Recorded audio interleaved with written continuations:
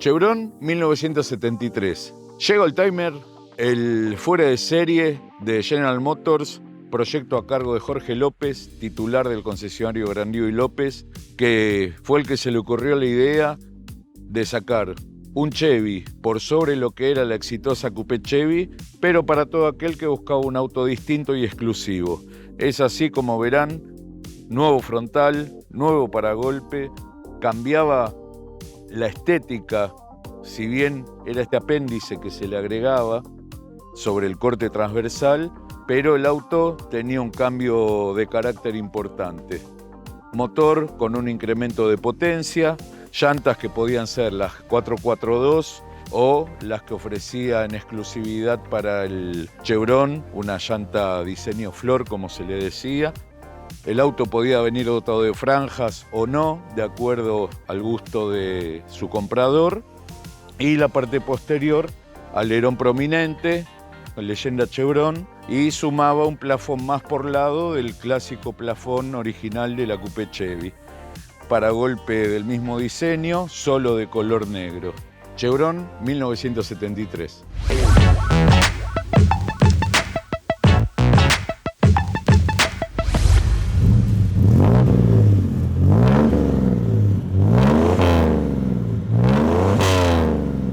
Corriendo el año 1970 y con una industria nacional realmente muy en ebullición, las marcas norteamericanas a pleno, en lanzamientos permanentes, en renovaciones de modelos, un mercado que también se movía y iba detrás de los productos novedosos, es cuando ya con la Dodge GTX, la Coupé Torino, el Torino Luther Alcomahue, ya en oferta normal, la Coupé Chevy normal ya también lanzada, es cuando de la mano de Jorge López, titular del concesionario Grandío y López, ve la posibilidad de ir por el camino de lanzar un fuera de serie que fuera del estilo de lo que se le había ocurrido a Juan Carlos Luteral un par de años atrás, ya que la Coupé Chevy, con todo su carácter y diseño,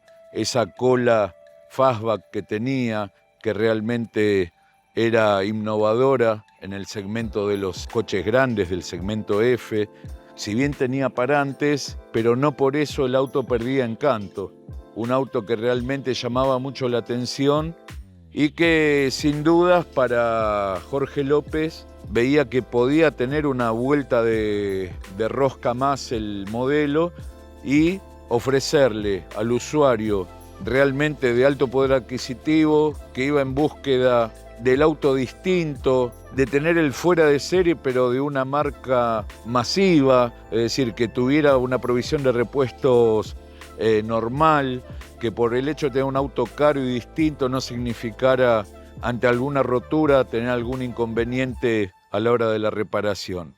Es por eso que cita a Pedro Campo, un diseñador muy afamado en lo que era turismo carretera y sport prototipo, y es cuando le comenta su idea de hacerle algún tipo de repaso a la Coupé Chevy.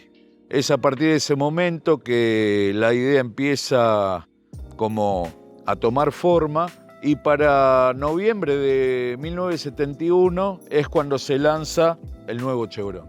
Un auto que se adecuaba a la solicitud del cliente, vale decir que el diseño exterior, si bien cambiaba, pero todo lo que era mecánica, interior, podía ir mutando de acuerdo a lo que el cliente solicitara, y realmente el auto como que cayó bien, tuvo un buen despegue. En el primer año el auto estuvo alrededor de las 100 unidades, nada malo. Recordemos que estos autos eran realmente costosos, no era un auto accesible. La Chevy era un auto ya de por sí muy caro y Chevron quedaba tan a esa altura en valor o un poco más arriba de acuerdo a lo que solicitaba el cliente. En el caso de la primera serie, como es esta, se notaba que el auto había sufrido una especie de corte transversal como para poder colocarle el nuevo apéndice en PRFB, lo que era fibra de vidrio y plástico, que al auto le daba ese carácter distinto, esa mirada distinta, el porte del auto cambiaba, el paragolpe más angosto también. Este auto, al ser 73, se puede decir que fue transición, ya que los más memoriosos del modelo recordarán que los primeros Chevron, si bien eran similares de estética, traían una óptica similar a la del Dodge GTX, la óptica rectangular que acompañaba lo que era esta línea, también este ceño así lanzado hacia adelante. Ya para la línea 73, iniciado el 74, llegaba el Chevron Super, que sí iba a incluir las dos ópticas redondas y iba a cambiar la iluminación trasera. Es por eso que al ser 73 quizá notemos que tenía todo lo que se ofrecía desde el año 72, pero con las luces que ya se ofrecían para la edición 2 del Chevron. El auto sin duda caía realmente muy bien, a nivel de que en algún momento un CEO de la casa matriz de Estados Unidos, el segundo en la lista gerencial de General Motors, lo conoce en la Argentina y realmente el auto le cae muy bien. Hablaba de que lo veía realmente más moderno que al Chevy convencional y hasta sugiere del por qué no lanzarlo en serie, producirlo en la planta de San Martín. Por distintas situaciones empresarias no se llega a plasmar esa sugerencia, pero el auto, desde el año fines del 71 hasta que se retira General Motors en 1978, el auto tuvo una larga vida con los números de venta normales para este tipo de auto. Es decir, pero no es que el auto nunca llegó a pegar o nunca llegó realmente a dar con el usuario de este tipo de autos. El auto, aún siendo realmente costoso, tenía siempre sus seguidores. En lo que refiere al lateral, el auto conservaba sus líneas, comparando obviamente con la Coupé Chevy. Solo obviamente se dejaba ver las insignias de su nombre, que Pedro Campo hablaba de que al momento de bautizarlo, Chevy sonaba como pequeño y había que buscarle un nombre que tuviera mayor temperamento, y es ahí que quedó Chevron. Como que quedaba el Chevy, que parecía un diminutivo para el auto de serie, y para la versión más ambiciosa llegaba el nuevo Chevron. El color del auto, naranja salvaje, color de serie, pero con las franjas características. Algunos recordarán, pues estos autos de entrada no tenían apoyo publicitario, ya que el tema era también de no canibalizar con las Coupé Chevy de serie. Entonces, buscando la exclusividad y que el cliente fuera en busca del auto y no el auto en búsqueda del cliente, fue prácticamente con muy poco apoyo publicitario. Pero ustedes recordarán, gente de más de 40, 50, la película de los superagentes, aquella película tan conocida que se movían con Chevron, con Tulia, y en el caso de la edición con el Chevron, el auto se popularizó muchísimo. Era como que la película no tenía el nombre en la mente de la gente, pero sí era la película donde aparecía el Chevron. Realmente el auto haciendo las 1001, todas las maniobras que siempre parecía que las hacía Ricardo Bauleo, y no, era Mario García y Jorge Cupeiro los encargados de hacer las maniobras de riesgo, y el auto mostrando sus bondades de velocidad, agarre, y que realmente el auto lo hizo a partir de ese momento quedar más en la memoria de la gente. Como decíamos, el auto se podía retirar en su primera serie con o sin franjas. Ya luego el auto venía con franjas, variaba obviamente el color, las llantas, pero sí o sí la franja como que ya no se negociaba como en la primera serie. Para esta edición, freno a disco delante, campana atrás, luego llegarían los 4 discos, es decir, el auto con el correr de los años iba mejorando mucho en lo que era su performance, su mecánica, y realmente llegó a tener tips de autos importados que no se ofrecían en ninguno de los modelos argentinos.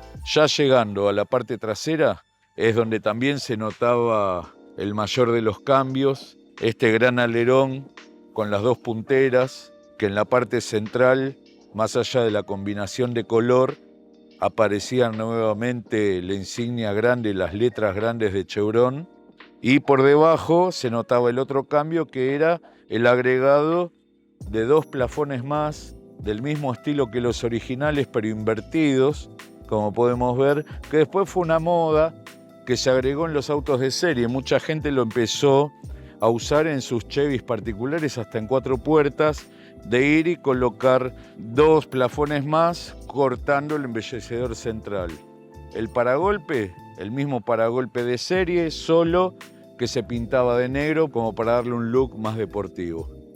Bueno, en lo que refiere tren delantero y suspensiones, similares a las originales, solo se hablaba de amortiguadores ADAR reforzados en el eje delantero y la posibilidad de solicitarlos con barra antirrolido adelante y atrás, como para que el auto estuviera más firme y en curvas realmente exigidas, que el auto doblara de una manera franca y segura. Llantas, como dijimos, Grandío y López ofrecía 2 diseños exclusivos para lo que era el Chevron, realizados en aleación, las llantas de magnesio, diseño flor se les decía, o ya para este momento, si el cliente lo deseaba, la llanta realmente que iba de la mano con el Chevy, como era la 442, llanta de acero, con el aro cromado, los pétalos también cromados, el centro, realmente una llanta muy trabajada y que al Chevy le quedaba muy bien, y por eso justamente que se ofrecía, si deseaba con esta llanta, se entregaba con esta llanta, y en este caso así fue. En el caso de la suspensión trasera, 2 paquetes de elástico, eje rígido normal, podía así ser diferencial Dana 44 autoblocante, como para darle un manejo más seguro, frenos a campana. Ya para la línea Super, el auto sumaría freno a disco en las 4 ruedas, que realmente lo hacía único en nuestro país, ya que para ese momento ningún otro auto ofrecía ese sistema de frenos, y que más allá de lo llamativo, al auto lo hacía mucho más seguro. Como elemento de seguridad y estético, verán que el auto también traía el cierre tipo espiga o clavija R, como se le llamó después, más allá del aporte estético que podía gustar o no, pero que estaba, le daba la cuota de seguridad, ya que era un auto pensado para circular a altas velocidades. Con estas espigas se aseguraba de que el capó no se iba a abrir nunca.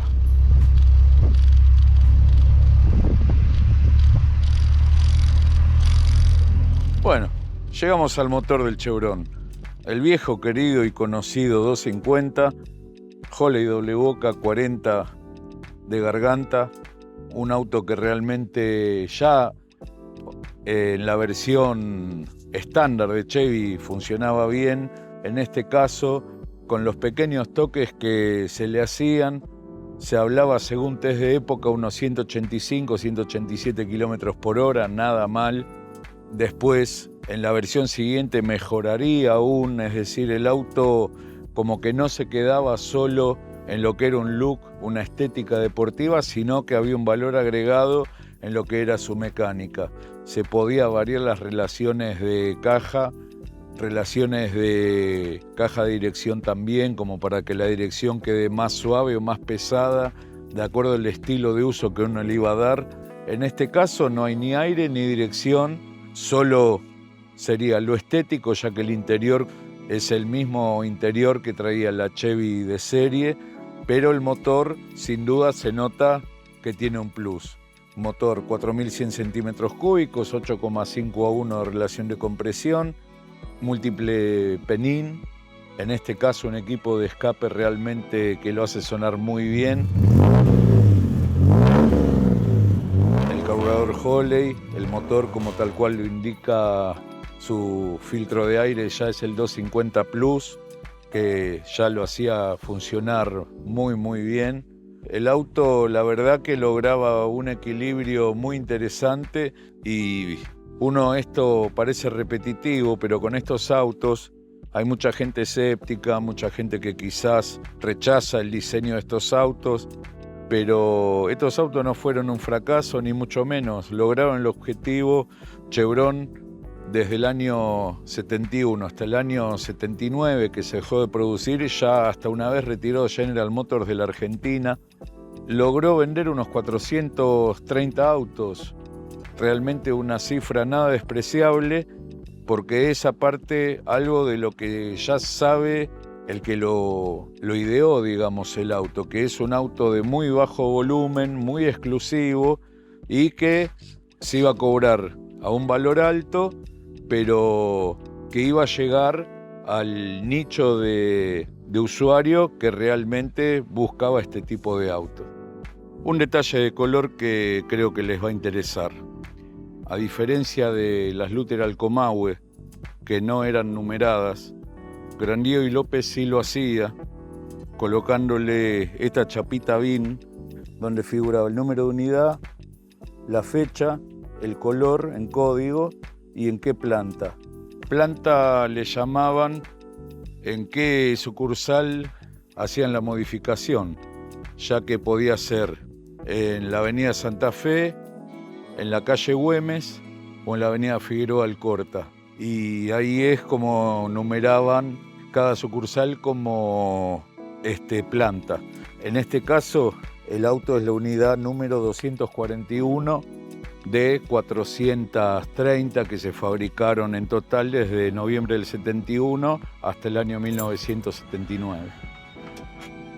El baúl del Chevron, baúl que no cambiaba en nada con respecto a su prima hermana Chevy. En ese aspecto se conservaban todas y cada una de sus características. La carga de combustible se hacía rebatiendo la patente, tanque de nafta de 68 litros y después el clásico estilo de acabado de pintura en el baúl de Chevrolet, por algunos bautizado enlosado, que le daba ese aspecto tan particular y que General Motors hablaba que era un sistema anticorrosivo. Alfombra de goma que cubría toda la superficie del piso y una cosa realmente muy interesante, aún conserva el neumático Firestone Widoval con el que venía equipado originalmente y como verán está sin rodar. Una goma de hombro bien cuadrado y el dibujo que los más entrados en años y memoriosos lo deben recordar. Crique de cremallera que atacaba sobre el paragolpe y las puntas del alerón que se apoyaban sobre la bajada de los guardabarros, que le daba ese remate tan especial, y Chuit y Maglione Pergamino, el auto es de esa región, de esa zona, es un coche que estaba en zona agrícola, ganadero, y que quizá por eso se haya mantenido así, porque es un auto de muy pocos kilómetros recorridos. Bueno, en el interior, en este ejemplar, nada cambiaba con respecto a la coupé Chevy que todos conocíamos, es decir, el mismo instrumental, la misma radio, solo cambiaba el volante, cajas Agino de 4 velocidades ya con la palanca plana. En la versión posterior, ya con el diseño a cargo del equipo de Tarando, según catálogos de Grandio y López, se podía llegar a pedir con caja ZF o Sagino en distintas opciones de relación. En este caso, la misma caja que ya traía la coupé Chevy que se comercializaba por los carriles normales. Tapizado, como pueden ver, original de fábrica, sin reparaciones, completamente de origen. Alfombra buclé igual, la consola central, impecable, la selectora, que es un clásico de las Chevy, que los cambios se suelen enganchar, en este caso es impresionante el tacto que tiene. Según el odómetro, acusa unos 62.198 kilómetros, lo que puede ser cierto, ya que el auto da muestras de que se usó muy poco.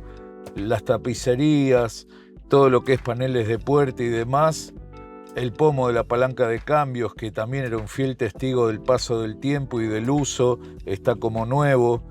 Como decíamos, cómo marca los cambios es realmente impresionante.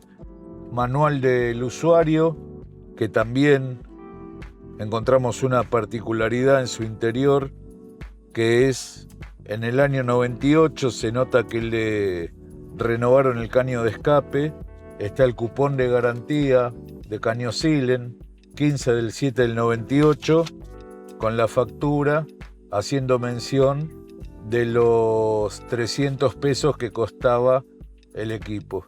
Realmente un documento histórico de la inflación que hay en este país. Después el manual, increíble el estado en que está, y no mucho más de eso, no lo queremos realmente alargar demasiado porque es el mismo interior de las coupé Chevy que todos pueden haber conocido.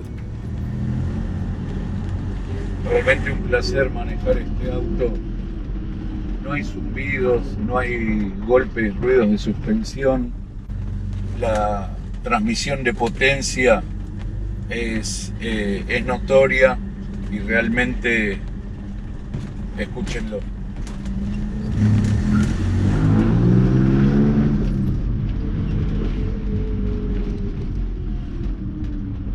Increíble, la verdad.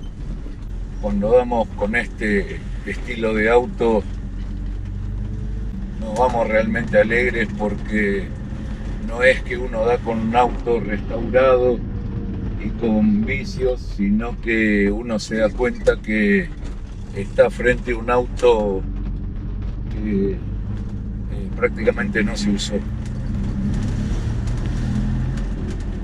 Esperando que el Chevron haya sido de su agrado, nos despedimos hasta el próximo capítulo de Old Timer, no sin antes, como siempre, pedirles que se sigan suscribiendo y nos den like en cada uno de nuestros informes.